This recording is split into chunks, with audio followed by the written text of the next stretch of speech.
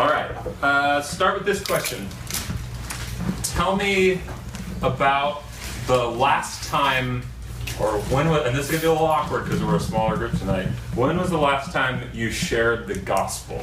I'm not going to go around to everybody, but tell me about the last time that you shared about the gospel. Like the 4 laws gospel, or like? Ha oído usted las 4 leyes espirituales? What? If well, just whatever that means to you, share the gospel. Like maybe it's a part of the gospel, or like when were you able to talk about salvation in Jesus? Does living the gospel? Nope. It means nothing. But before I left for Italy with the family I babysat for, Carrie, mom, we had a couple gospel conversations, hour-long gospel conversations. Good. About 3 weeks ago with a neighbor.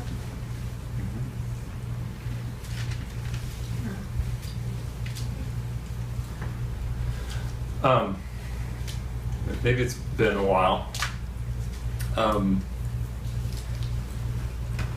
I personally have had large chunks of my life that I mean, years at a time, even I'd say that I didn't really talk about the gospel with anybody. Why do you think we don't more often? Like, why don't we all have a bunch of stories about, well, Rich just yesterday and a few weeks ago and this and that? Like, why do you think that might be? It's a pretty important message. Laziness. Okay, laziness. We don't have people in our life that don't know the gospel. Okay, maybe, yeah. Especially Or non-believers in our life. Yeah, I think it's also too. I had people in my life that are non-believers, but it's like I've shared the gospel with them before, and so I'm checking in with them and kind of feeling the waters of if they're open to talking about it again. Okay. It's not. They're not. So in that case, it's not that you're not open to it, but your life just doesn't seem to be, they're not receptive or haven't been. Yeah. Okay. It's uncomfortable sometimes. Yeah, oh, yeah, it is. Okay. No. What are you talking about? What? I mean, to just start talking, just Yeah, what makes it uncomfortable? Or like what goes through your mind that you think, oh, this could happen, and then that feels awkward? Or... Because talking religion to somebody, you just never know what you're going to get as a response. Okay, so you don't know how they will respond. They might be really like, that's weird. They might be like, that makes me mad. Right. They might be like, you're crazy. Yeah. I think of God the way I want to, I'm spiritual, you hear a lot of that, I'm spiritual. Yeah. Well, what does that mean? It's, A lot of students I've talked with about the gospel, one of their main questions is like, I don't know how to transition.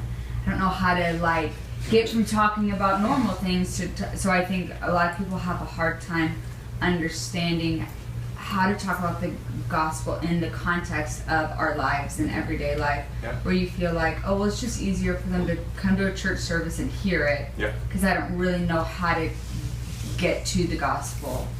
Yeah, in a conversation. In a conversation without it being like, now let's talk about Jesus. Yeah, that's good. I think it's also like with certain relationships. I mean, especially if you don't know anything about someone, it's hard, exactly like they said, it's hard to transition because like certain words that you might use, like that they're like loaded for some people. Like they have all these connotations that like you are not meaning to communicate. So then it's like, where do I begin? Because it's like everybody in America has heard like some version of like the Jesus story, and it's like, have they heard the truth, or have they heard some like convoluted legalistic and you don't want to like shut the relationship off, so it's like such a hard not like walking on eggshells, but just like it's hard to like spend that time feeling it out with someone before you actually guns blazing. For sure. I feel like there's a lot of people out there who feel like they've once upon a time listened or believed in God, but they've been let down. And so when you try to start talking about it, the door's already shut. You know what I'm saying? They picked like I just got done saying, you'll hear I'm spiritual, you'll hear of a convenience of how they think that they should believe in God. And it's kind of like like they make their own rules about what it is so that there's no accountability for it. You know? Sometimes I feel like I'm just apathetic in that I don't really care for the people. And so, because I'm not thinking about having a great, abundant life now or in the future to have life eternal, I just become apathetic sometimes, and I just think I don't really care about their life. I just care about mine, and so I don't share. Yeah, I think like usually for me, it's some of the things you guys say. It's either I don't care enough, or I'm lazy, or whatever. I'm just kind of indifferent. They might know more than me, and I might not know how to respond. Like I'm intimidated by some knowledge that they have, or they might not like what I have to say and have a strong negative reaction in some way towards it. We're going to look at Acts 17 tonight, which is Paul in Athens sharing the gospel. And I think it's going to encourage us in all of those reasons why maybe we don't jump at the opportunities to talk about Christ with people. This week and next week are going to be part 1 and part 2 of kind of the same section, Acts 17. And I will say this, 1 week will, as opposed to the other, will probably be more of a challenge to you. Like there's going to be one that stands out for some and one that stands out as the other as far as, man, I really need to grow in this area. I think that's what will happen.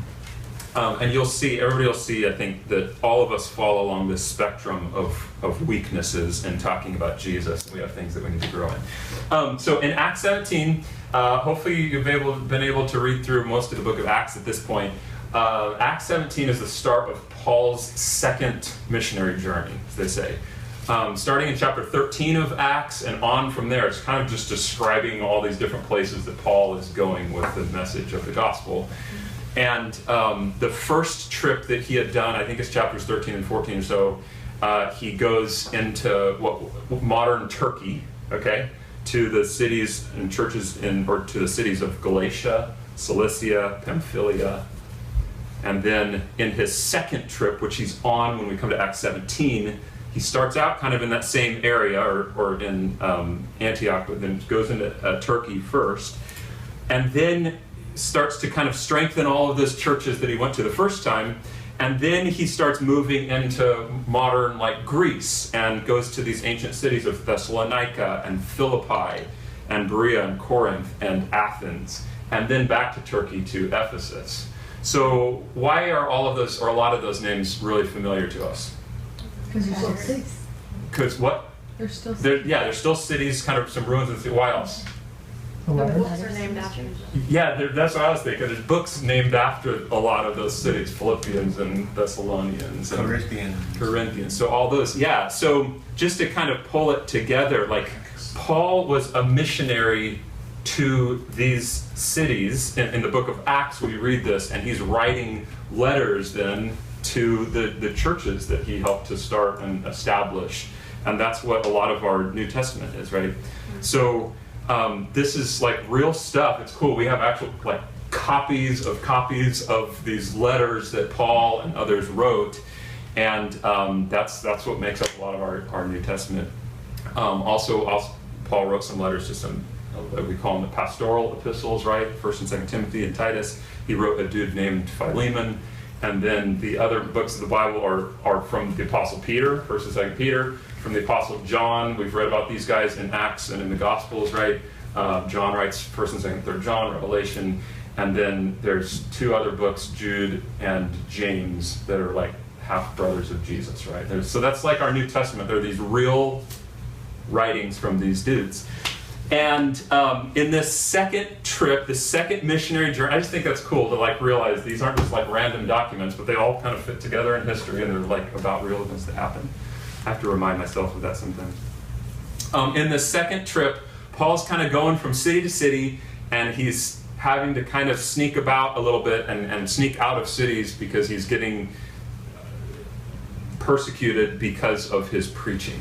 And he, just before Acts 17, was in Berea, and he lands in Athens, and he's waiting in Athens for Silas and Timothy to come join him. That's where the story lands in Acts chapter 17, starting verse 16.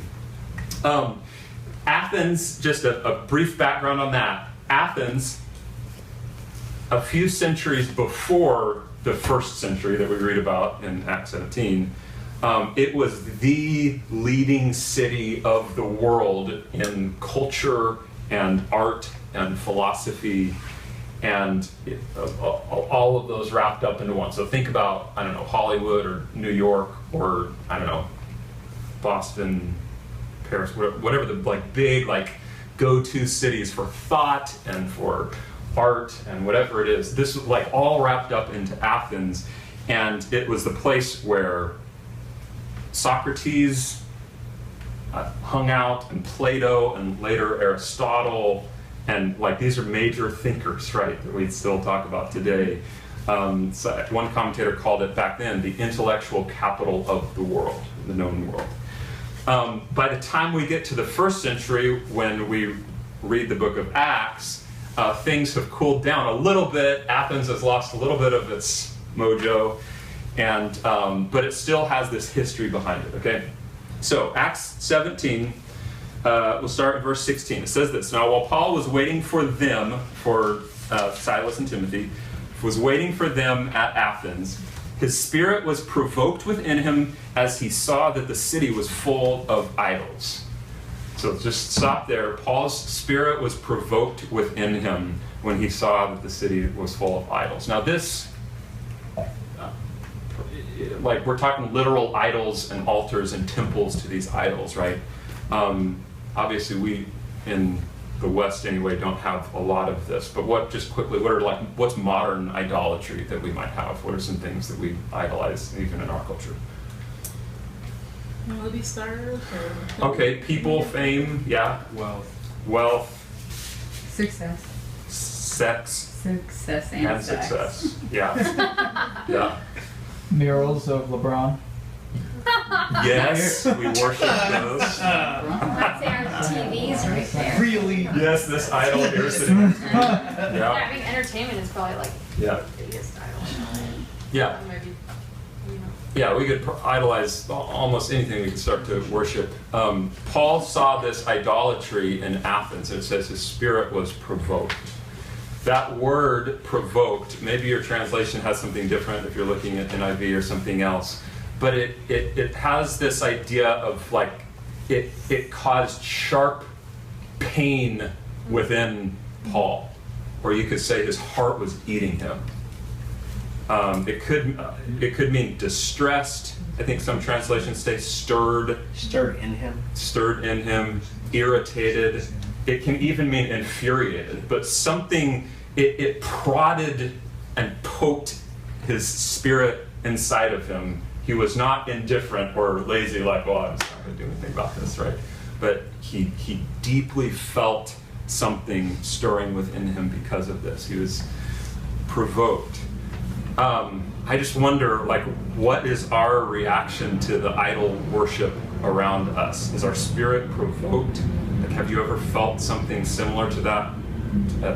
Similar to Paul as that? Like, maybe you have a situation where you think, man, I just see this idolatry right in front of me and it causes a stir inside of you. Anybody want to share what that felt like or where that happened? I was driving to work. I would pass the. It's terrible because I go here and it's cool and fun, whatever. But I was passing the village and down on Topanga Canyon. I don't know if you guys have ever been there. It's a really nice outdoor promenade, like pretty much right across the street from the Topanga Mall, which is already a huge mall.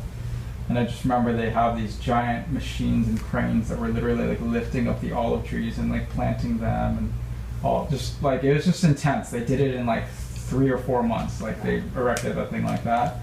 And I just remember looking at it, and just every day I would drive by it and just look at the progress they make, and I just remember thinking in my own heart, like, I don't think we need any more malls.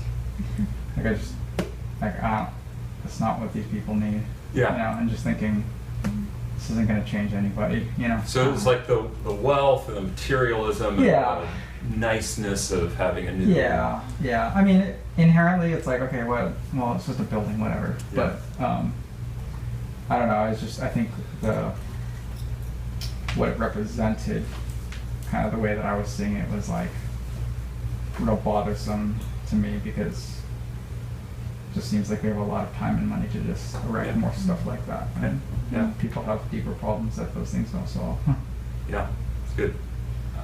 I think for me it was when I did go out to Nashville and just being there for the two weekend nights, Friday and Saturday, and both nights just experiencing, just walking out into a sea of like utter drunkenness and partying, and I think having a lot of friends that experience just that, the idolatry of like escapism and experiencing that.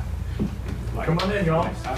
Please feel free. You have to sit front row, unfortunately. That's fine. Perfect. But yeah, just that for me was kind of just like I guess disheartening. Yeah. Just really, yeah, it just caused me to really think and text a few of my friends.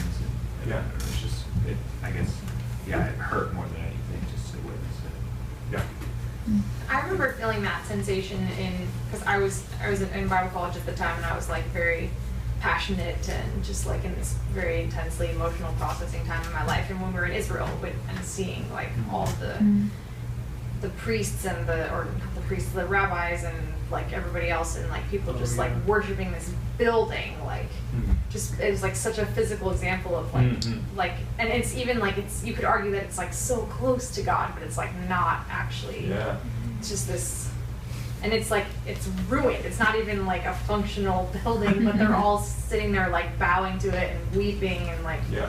worshiping with like all of their emotional strength, and they could spend all day there. And that was just such my heart actually hurt watching that. I was just like, he's not in there, and like that's not God. Like, but I mean, I understand like why they would do that, but yeah, that was a good one for me. I felt the same thing, especially at the Church of the Holy Sepulchre. It's like Yes, totally. just Yeah.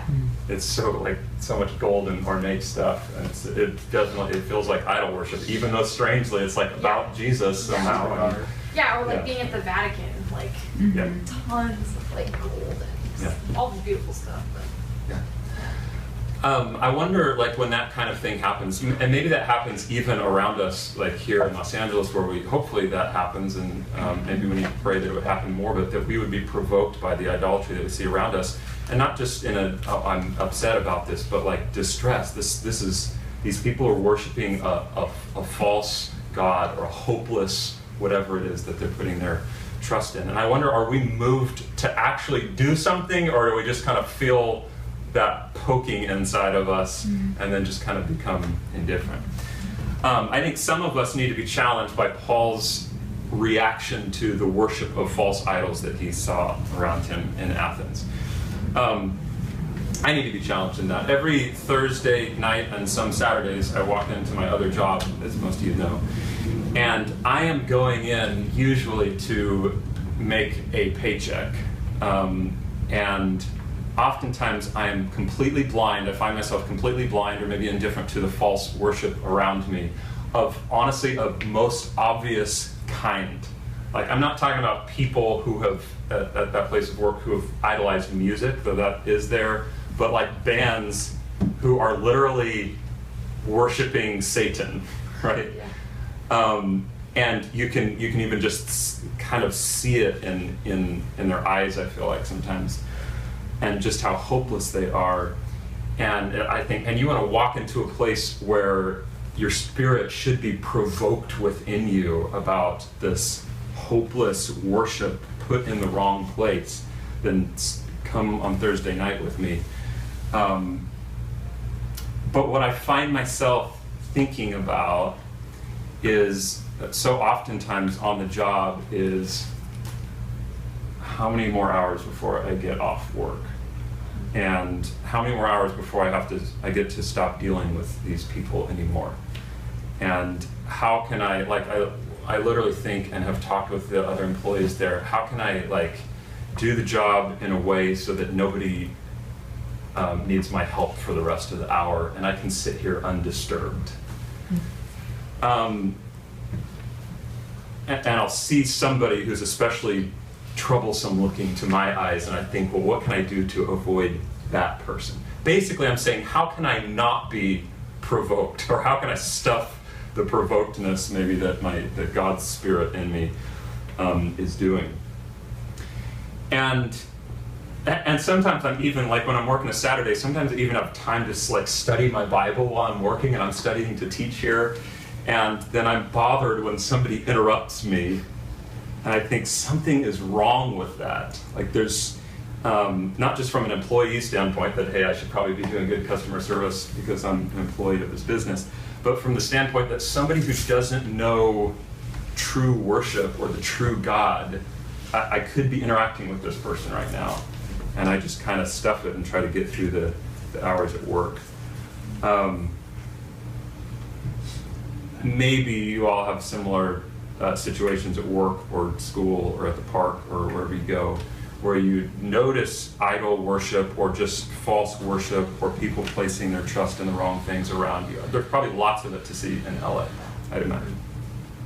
And I think some of us, just to begin with, some of us just need to be challenged that Paul had a reaction to these false idols, and if we're not stirred by that all around us, then let's begin to pray that we would become more stirred by that. And if you see in verse 17, we'll go on to the next verse, it says, or accordingly, because his spirit had been prodded within him, it says, okay, he actually took action. He reasoned in the synagogue with the Jews and the devout persons, or the Greeks who believed in Yahweh God.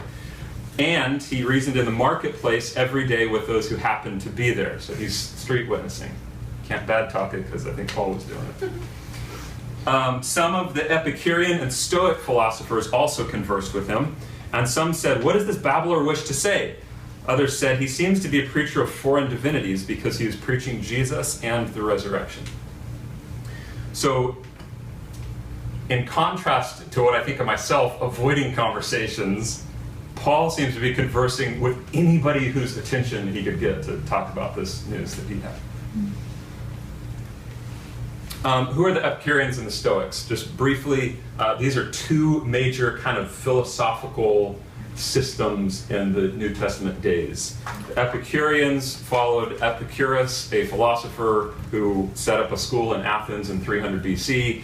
Basically, their view on life, or philosophy on life, is the pursuit of pleasure. Pleasure should be the goal of life, or at least avoiding unpleasant things in life or in the next. Or they didn't necessarily believe in the next. So the Epicureans were against the idea that one day they could be punished in an afterlife or face some sort of judgment in an afterlife, because they want to avoid what doesn't feel good. They're pursuing pleasure, so they kind of rejected that idea. They also thought, the Epicureans, that the gods exist outside of human events and they don't really care or interact with us. So we don't really need to think so much about them because they're not really thinking about us. Now let's go pursue pleasure together. That's kind of, and maybe that sounds familiar to where we live. The Stoics followed philosopher Zeno, also around 300 BC. I didn't know these things till, like that name, until this last week. I just say that because it's not like I'm super smart. I just read some books. They believed instead that virtue was kind of the goal of this life. So they rejected the idea that pleasure is everything we should be seeking, and they were basically pantheists, where God is in everything, and he's a part of everything. I saw a good example of pantheism when I was kind of researching churches or religious institutions in the area when we were first moving here. And there was one that, I don't know if they called themselves a church, but they kind of sounded a little bit Christian and things. And I remember they started the service with this song it was like a call and response. And the person up front on the stage, it looked like a regular like Christian Protestant service that I'm used to, but the person on the stage said, he's like, okay, repeat the song after me. Turn to the person next to you. And everybody in the crowd says, turn to the person next to you. And they're turning. Say, I am God and you are too. And they all repeat, I am God. And it's like, are you kidding me? This is That's and they could probably say, and so is this podium, and so is everything. Like God is in everything; He is everything. Wow. And yeah, watch out! Don't go there. They kind of their idea. You've heard something similar to this too. They just kind of want to live in sync with nature. They want to align their lives with the universe and make sure they're in sync with it, and that will turn them out to be a virtuous kind of person. Yeah, and again, I hear talk like that all the time too, like they talk about the universe and we just need to be a part of it and be the good in the universe and these things. I think our society is a perfect mix of Epicurean and Stoic philosophy, probably. So Paul bumps into these people, and that's going to come up in a minute here, why I explain them. And he can't help, because he's provoked, he can't help but open his mouth about Jesus. And they're like, what are you talking about? And they call him a babbler, which I found out means, like, kind of literally, it means a seed picker.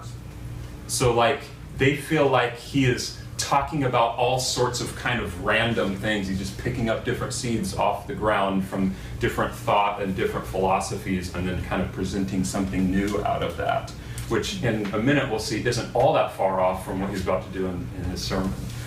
The seed picker. Verse 18 says he was preaching Jesus and the resurrection, and they took him and brought him to the Areopagus, saying, may we know what this new teaching is that you're presenting, for you bring some strange things to our ears. We wish to know, therefore, what these things mean. Now all the Athenians and the foreigners who lived there would spend their time in nothing except telling or hearing something new. Okay? So this is like... Podcast life. Yes, podcast life. Let's just think about the meaning of life and philosophy, and this is some people's heaven and other people's hell. The Areopagus. So, Keely, you've been in Athens, right? Maybe some of y'all have been to Athens before. The Areopagus is this big rock or hill. You can still go to it today. It's Eris Pagos. The Eris is this Greek god who was tried by the gods for murdering Poseidon's son on this rock, or on this hill, okay? If you didn't know that. And it's Eris, it's that god's rock, Pagos, or big hill, or whatever. That's where the name comes from. So, in the height of Athens, what I was talking about, centuries before the time of Christ and Paul's writings, this is where the council of kind of city elders would come. It was kind of like the Senate or the Supreme Court of Athens, and they would make judgments there and they'd pass laws. Now in the first century, when we're reading 1 Corinthians 17, it was still kind of a court of the aristocracy, higher uppers, and at this point it was not so much making laws and stuff when Paul's writing, but it was a forum where the great minds would come together and discuss stuff like religion and politics and education and stuff like that.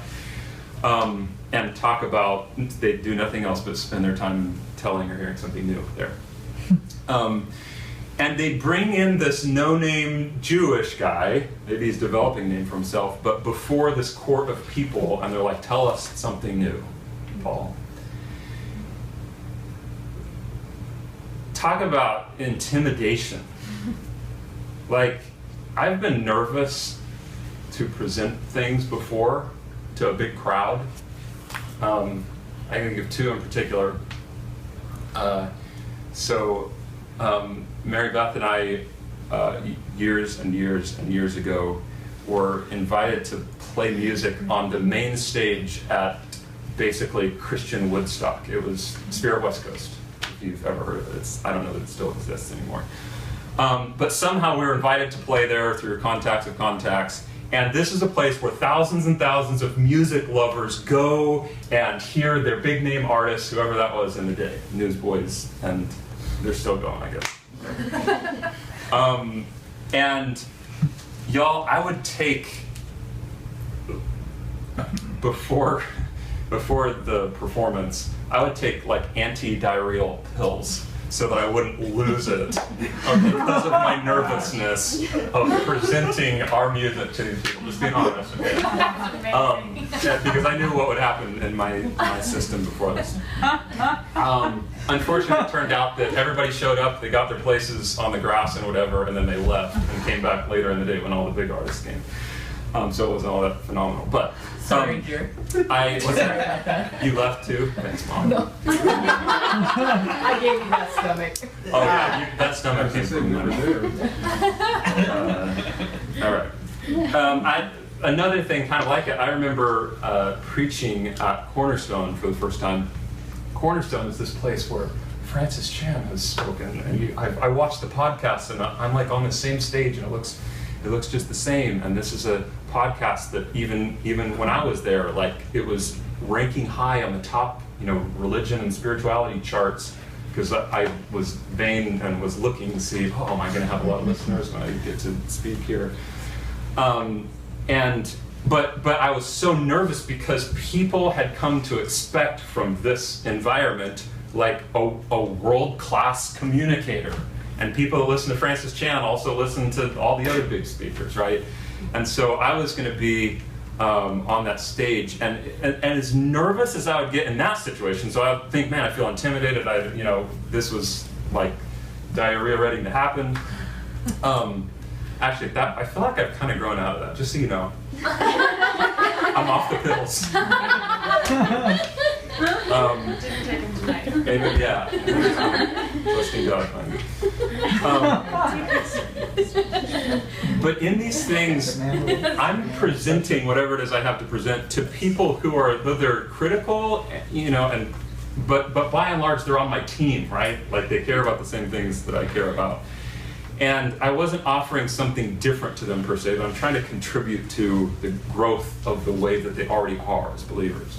So I'm imagining Paul like standing before this world-famous landmark in the world-famous city, before the famous people of that city, about to present what he knows is a contradictory message to the way that they have been thinking for hundreds of years, right? Trying to think of examples of what that's like. It's like Austin, who's full ride soccer scholarship, so he has some experience in soccer, right? But going to the International Olympic Committee and starting to critique what they're doing, say, sorry, I think you need to focus less on sports and more on arts or something like that. Like, who is this guy? Like, he has this message. That'd be a good idea, though, right? The Olympics. Yeah, I've got some thoughts on the World Cup. So tell them. It's Jessica, y'all know Jessica, she just got this new programming job, like going before the Facebook board and saying, hey, Mark Zuckerberg, I think you're doing some things kind of wrong. I think you should think about this instead. Or Joanna going to the U.S. Federal Reserve and kind of trying to pick apart or whatever. I mean, it's like it's literally Paul who he's a Jewish like rabbi. He knows the law. So it's not like he doesn't have any experience, but he's going to the top of the world of thought, right? So he's a pretty smart dude, but I just imagine, like, he could have thought, if he was more like me, like maybe the things we described at the beginning, maybe they might know more than me, and then what am I going to say when they bring in this thought that I've never thought about before? Or they might not like what I have to say. He's already seen a lot of that in the cities that he's been, especially Thessalonica. Maybe I should just avoid this, or I might get hurt like I am getting in the other cities where I open my mouth.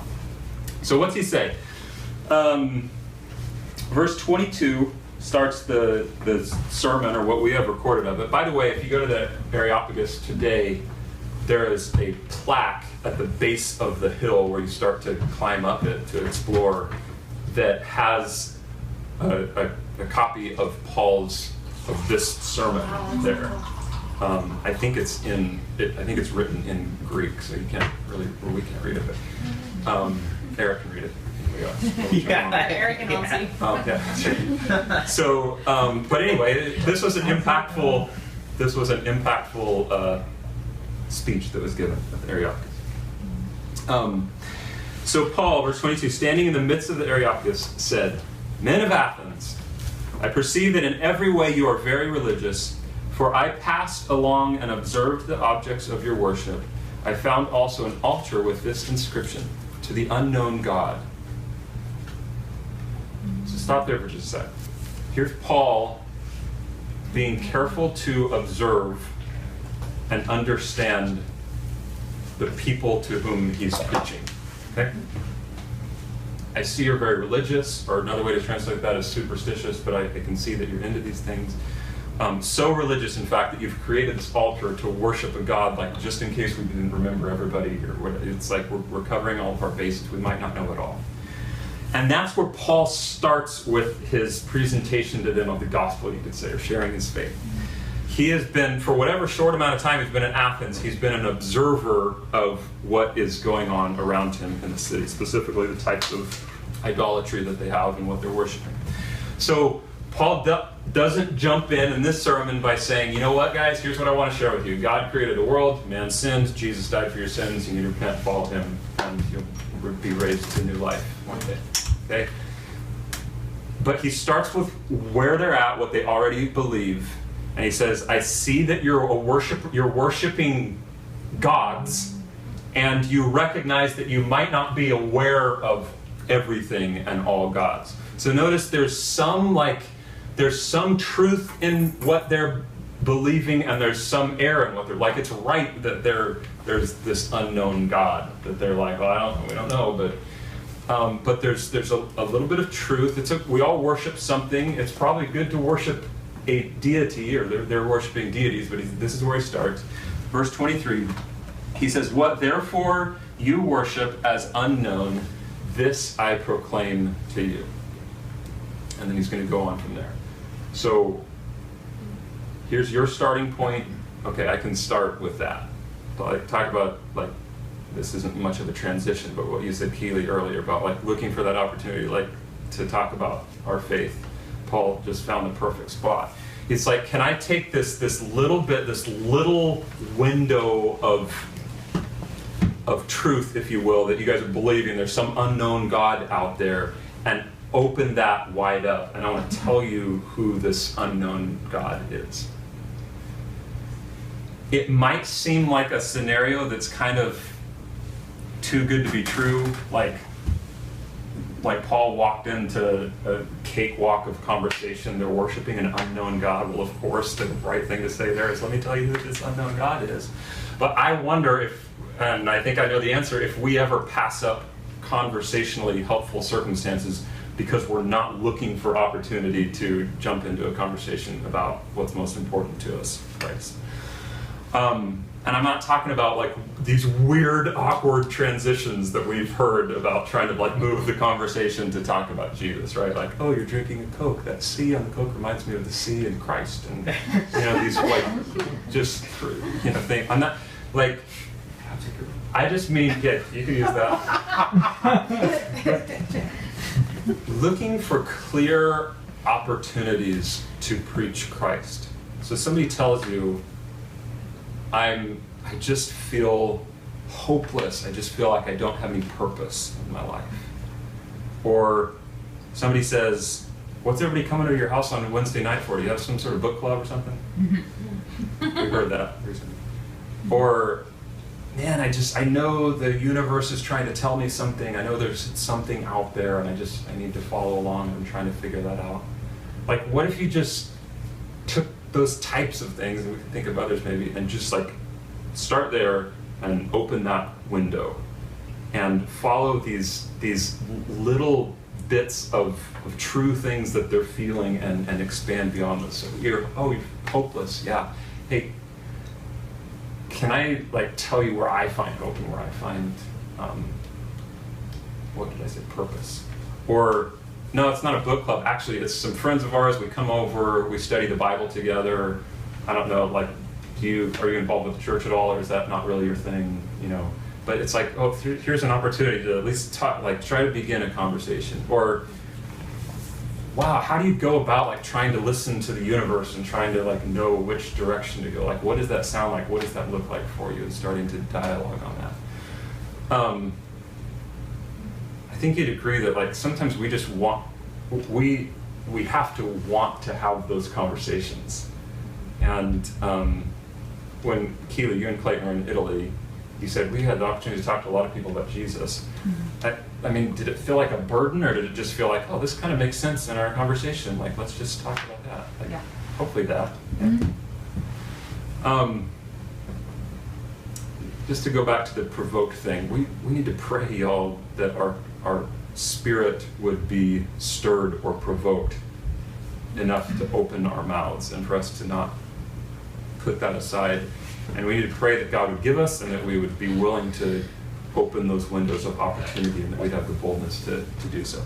So Paul says, I've observed your worshipers. You admit that you don't know it all. Can I tell you of this unknown God? And he goes on in verse 24, the God who made the world and everything in it, being Lord of heaven and earth, does not live in temples made by man, nor is he served by human hands, as though he needed anything, since he himself gives to all mankind life and breath and everything. And he made from one man every nation of mankind to live on all the face of the earth, having determined allotted periods and the boundaries of their dwelling place, that they should seek God and perhaps feel their way toward him and find him. So stop there. There is more going on in these statements than I think that is obvious to us. We read some of what Paul just shares here in verse 24 to 27. We think, yeah, that's what Scripture teaches. He's teaching things that we believe. Verse 25, that God isn't served by human hands as though he needed anything. We could turn to Psalm 50, where God says, every beast of the forest is mine, the cattle on 1,000 hills, I know all the birds of the hills, and everything that moves in the field is mine. If I were hungry, God says, I wouldn't tell you, for the world and its fullness are mine. This is God saying, I don't need you. And so we're like, yeah, this is an agreeable, like we understand, we can kind of fathom that from our biblical standpoint. God owns everything. He doesn't need us to do things for him. But what we might not realize is Paul in that is affirming, in a way, some of the things that the Athenians that he's speaking to believe. So Plato had said this centuries before, what advantage accrues to the gods from what they get from us? That's Plato saying the gods don't need anything from us. Euripides, I think is how you say it, said, God, if he be truly God, has need of nothing. Okay? So this is not just what Paul believes, but it's an element kind of what these people are believing. What kind of thinking is that, by the way, that the gods kind of exist outside of humanity and they don't need us? Like, what kind of philosophy is that?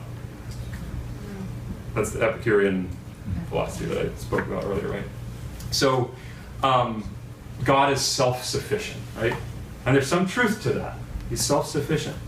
I would affirm that as a Christian. Now, Paul isn't an Epicurean because he's about to say that God is actually intimately involved in our lives, but at least he can affirm that God doesn't have need of us. He's saying, yeah, in these things, you're right in this. Also in verse 25, we read that God himself, Paul says, gives to all mankind life and breath and everything. So again, we think that's a Christian idea. Colossians, all things were created through him and for him, and he's before all things, and in him all things hold together. But the idea that God is the source of life and God is involved in everything is agreeable also to the Stoics. Okay, so Paul, again, he's even in these statements, he's challenging some of their beliefs. He's saying there's one God who has made everything, and he's saying he doesn't live in temples, and he's saying things that conflict with them. But my point, just to begin with here, is that he's also finding some common ground in communication with them. And I would say everybody believes some truth and some lies, right? Apart from Christ, there's still some truth that you can know. Even if you're not a Christian, you might become really smart in something, and there might actually be some kind of truth. And doesn't somebody, just practically we understand this, doesn't somebody want to listen to you more when they realize that you're not just trying to contradict every last thing that they have to say and that they believe, because you're actually a reasonable person and you can admit when somebody else, oh, yeah, you have something there, and yeah, that's not completely wrong. Yeah, that's like, it's, they're points of contact, they're stepping stones, and they prove maybe in some way, I'm not against you. I'm not just trying to tear down some right views that you have. I'm not against you. There's this phenomenon that I've experienced that I don't want to listen to people who don't want to listen to me, right? But if you listen to me first, and if you learn something about me, then eventually I become a little more likely to listen to you. Just sociological help there. So how can we talk to people about the gospel? Well, here Paul gives an example of instead of starting with, here's where you're wrong, here's what you need to change in your thinking, he finds in there some similarities. And it's going to take time. Paul had a lot of training and understanding, learnedness. And for us, it's going to take a lot of time to learn and to listen. What are people actually believing? Non-Christians, what are they actually believing? And Paul continues to kind of lay some of these stepping stones in conversation in verse 27. He says, God is not actually far from each one of us. There's like some good news. He said people are reaching out for him. They're feeling around ignorantly. They don't even realize, they don't know how close they are, he says in verse 27. Mm-hmm. And he says, and then you see the quotes in your Bible translations, in him we live and move and have our being. As even some of your own poets have said, again, quotes, for we are indeed his offspring. Okay? In him we live and move and have our being. Probably comes from a philosopher, poet, Epimenides. I'm probably torturing these names, but Epimenides wrote that about Zeus. For we are indeed his offspring comes from a poem from Aratus. Does anybody know how to say these? Shout them out if you do. Aratus? I think Aratus is right. Yeah, maybe that's better. Also about Zeus. But get this, Paul is using non-Christian poetry as partially true. See, like you guys are even saying these things, or you even agree with these things. He's appealing to some things that they've kind of already accepted. They're kind of partial truths, and this is Paul does these similar but very different stepping stones in his conversations in the synagogues with the Jews. He says, yeah, you know the prophets, and you know the poetry, the Psalms, and the law, like all. Yes, we agree on those things. And remember, your prophet said this, and your prophet said this, and so he's using this common ground, especially that he has with the Jews. Y'all, we can talk with Orthodox Jews about a lot of immensely common things that we share, right? Yeah. We can talk about creation. We can talk about Adam and Eve and sin and Abraham and David and Moses and atonement and worship, like all of these things we can share some common conversation in, and maybe our launching point. I think there's almost always some kind of connection point, like some place of truth that can be exposed and expanded on, or kind of jumped into, as Paul does here. There's stepping stones, or a window to kind of open up. And I think some of us need to be challenged by Paul's adaptability to the culture into which he's speaking. Everybody's speaking everybody's understanding some truth and some lies. It might do us good to listen closely for a while and observe before diving into a sermon and saying everything you believe is a lie. I think that would be helpful in Los Angeles. Do you think we have people here who are believing different truths and lies and have different worldviews? And yeah, there's people from all over the world. I think that's just like calling for us to listen to them, to observe, to just learn. Okay, where is it that you're coming from, and trying to understand that. And you may have more in common than you think. Okay. If you don't believe me, look at the creation and fall accounts of Islam. They're very similar, if not the same thing, to what we believe about creation. They also believe in the virgin birth of Jesus. They believe that he was a Messiah to the Jews. Some would say that you have to believe in Jesus, they would say. Okay, so maybe those aren't the points of conversation that we need to find contention in. Or maybe those are some commonalities, some stepping stones that we can bounce off of and ask further questions out of those things. But I think there's almost always some kind of connecting point, some truth that can kind of be exposed and kind of expounded upon and lead us in conversation. When Mary Beth and I first moved here to North Hollywood, we, by God's sovereignty, met a decent sized Muslim community of people. And so for us, what that meant, we didn't know anything about the religion, so for us that meant let's learn what they know, or let's at least start to try to understand where somebody who has grown up in Islamic worldview, what are they thinking, what are they believing? So we read a few books. It's not like we're experts on Islam, but we decided it's worth to take the time to try to understand a starting point in conversation. What are some of those things, like just if I had to ask, I'll ask you guys this, some just points of contact or stepping stones, like is there anything that you guys can think of with non-Christians, people who are not claiming to follow Christ, some things that you hear in society or you've heard personally that people are believing that there's some element of truth to what they believe. It doesn't even have to be a religious thing, but there's some like, yeah, some of what you're saying there is right, and I can affirm what you're saying there. What are some of those things we hear? Out here especially that we're spiritual and that I'm a spiritual person. Okay, That's yeah. like very unique to this part of the country to like say that about yourself. Yeah, good. Yeah, and Which that's is like, true.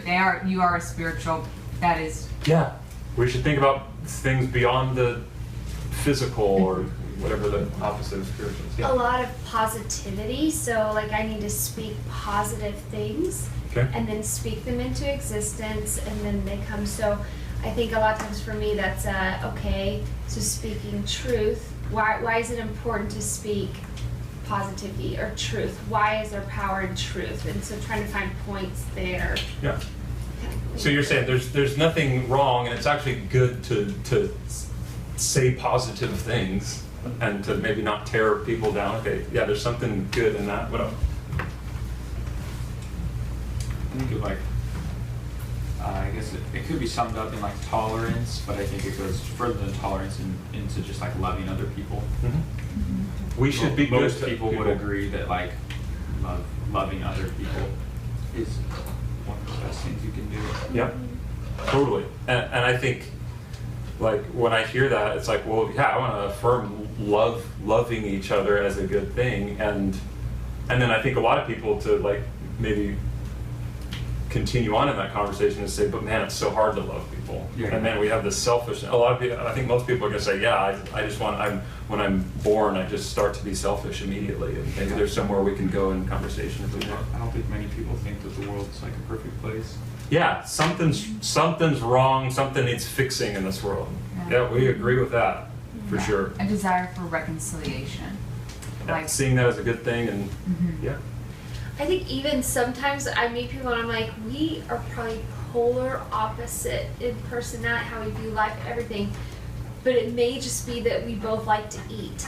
And so let's like have dinner together and find that as like a central thing to start, a conversation. Yeah. That's a good way to connect. Yeah. Yeah. Food, yeah. That's probably the ideal way. Yeah. Everybody's the same. Oh, yeah. with food, yeah. Yeah. But there's beauty in this world. Like the intricacy of life and science and just how detailed this world is. Like, man, I can go somewhere with that conversation. People usually are pretty amazed by what they see. Women are equally as valuable as men. Yeah, I can think of a person or a faith that teaches that. We should care for the earth. Yeah, I think God's put, like, there's something to say from Scripture about having dominion and caring for this earth. Yeah, like, these are things that, like, there's some truth, there's some good in all of these things. And I wonder, immigration, no matter, like, what you feel like is a great solution, we should have compassion for immigrants, and that's good and that's important. Like hopefully as Christians we can affirm that. We need to care. That goes back to we should be loving people. So yeah, I can agree with that. These things they might just be stepping stones to gain a listening ear. Now what I'm not telling you is that you have to lie and affirm things that you don't believe are true, but I'm saying there's elements of truth in what everybody believes. Another really good thing that I've had conversation with some of you on, just to consider, I'm going to wrap this up, just to consider that some of the truth that you know is eternally unimportant and not worth having conversation about. I love that you just said that. It may not be beneficial to argue with somebody about whether aliens exist or which political party is best.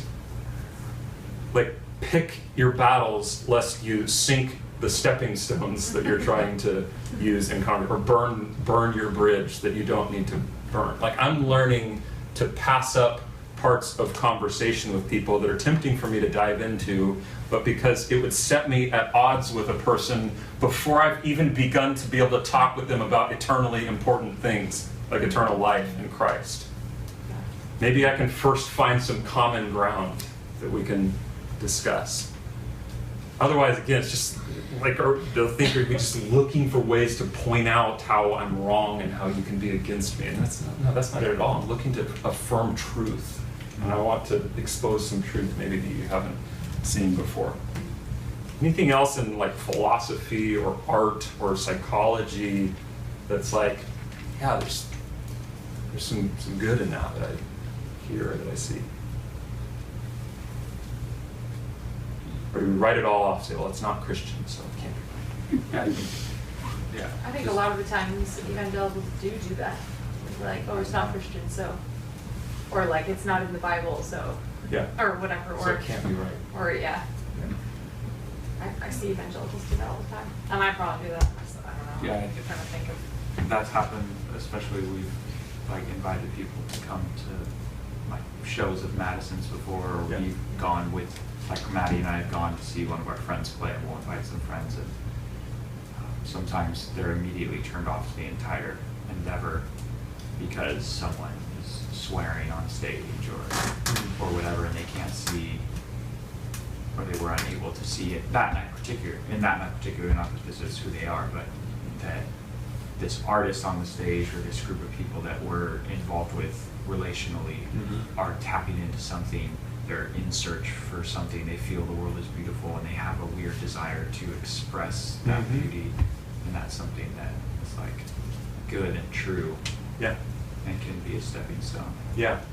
Have you all ever heard songs of artists that are by no means Christian, and it's like, man, their lyrics are shouting out spiritual things and calling out for Jesus and this unknown God? It's like they don't even know what they're saying. Like, it's all over the place. Mary Beth and I have been listening to some Florence and the Machine, and I listen to Muse, and it's like, man, these bands are like, they're if I could say close, maybe that's not the right word, but they know that there's something there, and they're seeking after something that's there. There's some elements of truth that sometimes maybe they need to connect in peace.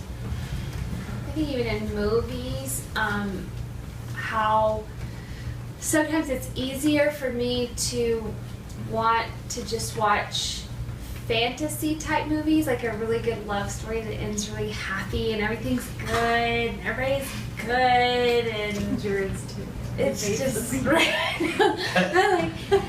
yet it's like this whole fantasy. Well, that's just not true. That's just not how real life is. And so versus where some of my friends may be watching stuff that I'm like, that's a little too true, and it just kind of discourages me, or it's like, oh, you know. But I think maybe being willing even to watch certain things that I may not find enjoyable, but actually may be good for me, because there's probably more truth into what they're watching of what's reality versus what I want to veg out on that actually is a lot of non-reality, if that makes sense. Yep. And connecting over those things and having, well, how does the gospel actually speak to this particular narrative that we're watching together?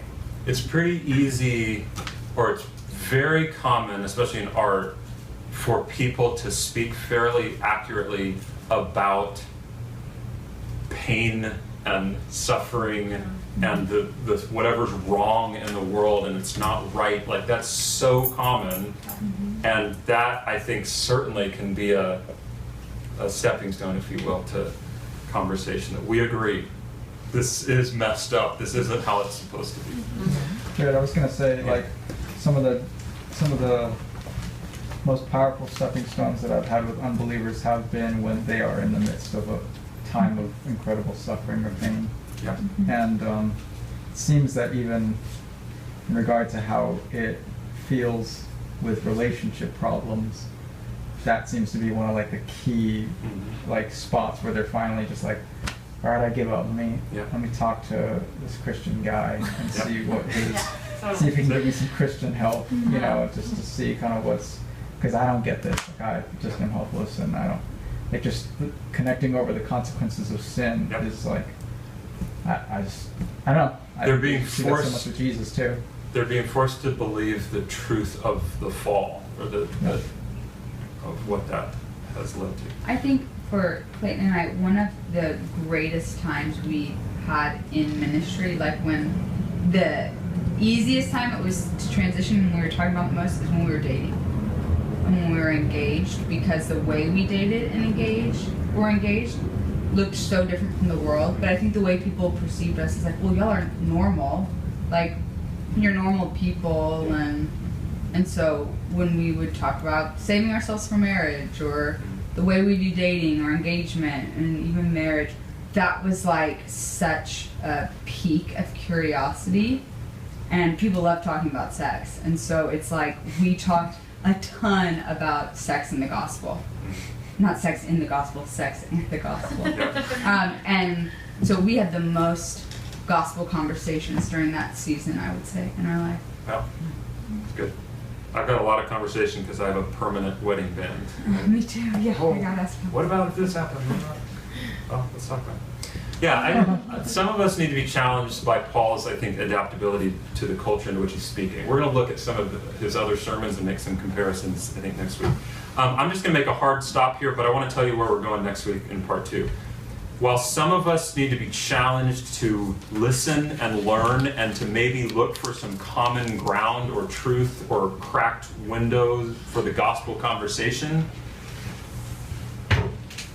on the other hand, we have to remember to move beyond the common ground and lovingly express the conflict of the gospel truth, the conflict with the lies that somebody else is believing, lest Satan use those stepping stones that we've built to communicate to somebody that, oh yeah, we kind of believe the same thing, right? So there is truth we're going to talk about next week. It's going to be harder for some of us to want to apply. There's truth that needs to be expressed that non-Christians don't agree with or don't yet agree with. And there's some critical components of the gospel that, regardless of if it's liked or it's not, the gospel hasn't been preached until you've talked about these things. So we're going to talk about that next week. Just take a minute now before you like think about the next thing and just ask, so what? Or as Chris Hay put it last week, what's the next right thing? I love that thing, and I've brought it up so many different times. What's the next right thing? Do you find yourself indifferent to false worship around you?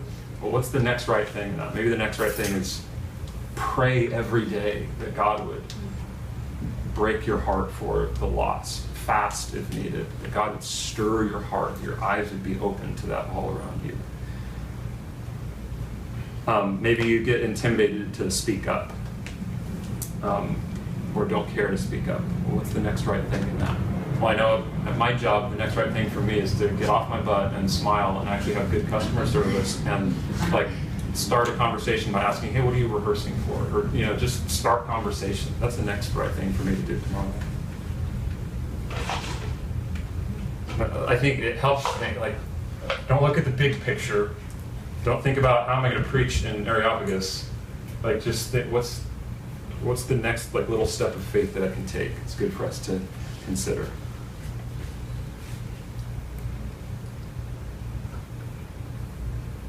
Maybe there's somebody that you want to start a gospel conversation with. What's the next right thing? Well, maybe it's to read a book about Islam, or maybe it's to ask somebody some questions just about what they believe and care enough to spend time and to take time with them to learn some of that.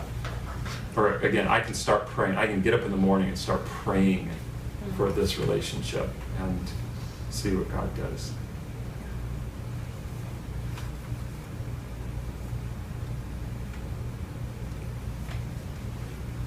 All right, let's pray. Father, thank you for the example in the book of Acts, specifically these different sermons that we get to read. Doesn't seem that they're a formula, but these speakers had a heart to reach the people that they're speaking to with the good news, the unchanging good news of the gospel, and it sounded a little different in some of the ways they went about doing that. Help us to learn from that, Lord. I pray specifically tonight that we would not be so quick in our conversations to try to prove that we're right and they're wrong, but to actually take the time to see what is this person believing, and to care enough to take the time to do so, and to care enough about them to even choose to maybe not talk about some things that aren't so important, and maybe not get our points of view across on things that aren't so important for the sake of the gospel. Help us to grow in these areas, Lord. Help us to be eyes wide open to these opportunities, be praying for opportunities to talk about you, to have boldness when they come up, to see clearly how to move from these truths and these falsehoods that people are believing, and how to move into that, and from that into what we believe and know to be truth. Would you help us in these things, Lord? I pray we need your help.